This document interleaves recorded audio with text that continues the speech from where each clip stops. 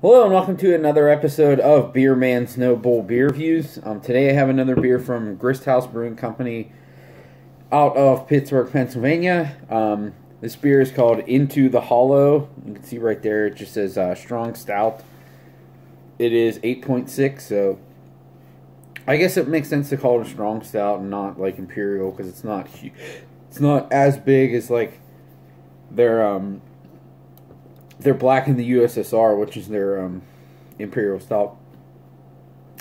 What this is a stout brewed with blueberries, blackberries, vanilla, and maple syrup. So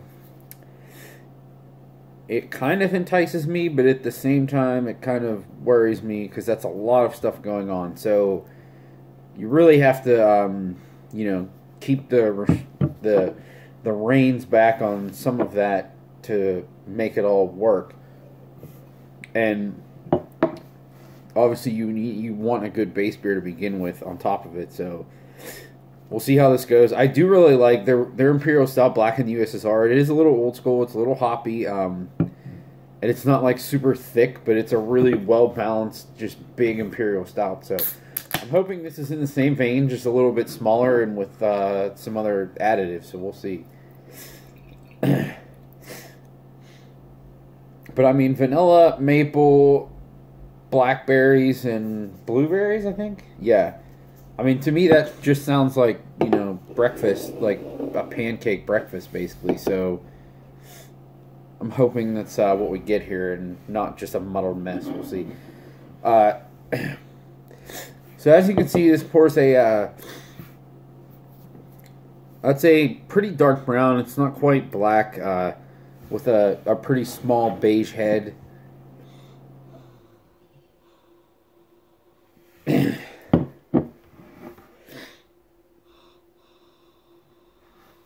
So I'm definitely getting some blueberry for sure.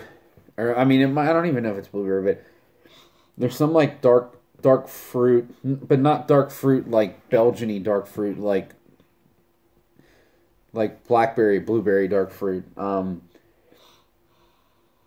there's a little bit of chocolate, actually. But I think sometimes when I smell vanilla, it makes me think of chocolate because it just, like, provides a sort of, like, sweetness on the nose.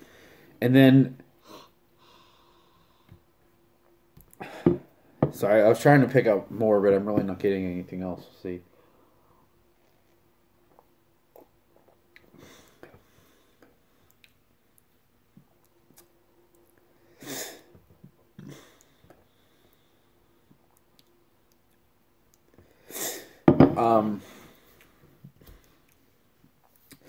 So I will say, admittedly, if you've already watched my video for the Hitchhiker Oreo Speedwagon,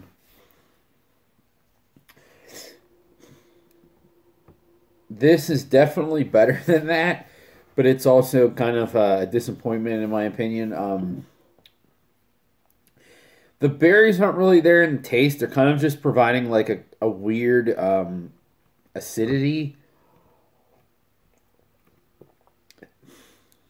But it's not to the point where I think it's infected. It is just a little tartness. I'm not really getting any maple. I will say that. But there definitely is a good bit of vanilla. So if you like vanilla, you would like this. It is pretty sweet. So if you like sweet beers and you like vanilla-y sweet beers, you probably like this a lot. But the difference between this and the Oreo Speedwagon is underneath all of the flavorings, there's no like brewing flaws in it. It tastes like just a stout with a standard stout with a bunch of stuff in it, and that's what it is. So this, I don't know if I would. I'm trying to think if I would buy this again.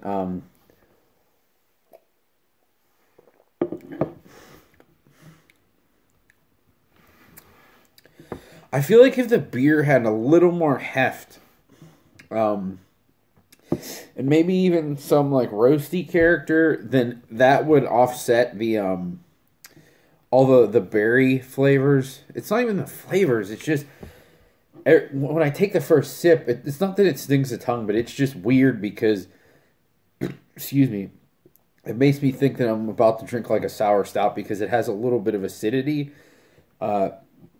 Blueberries don't have too much. Blackberries definitely are a little tart.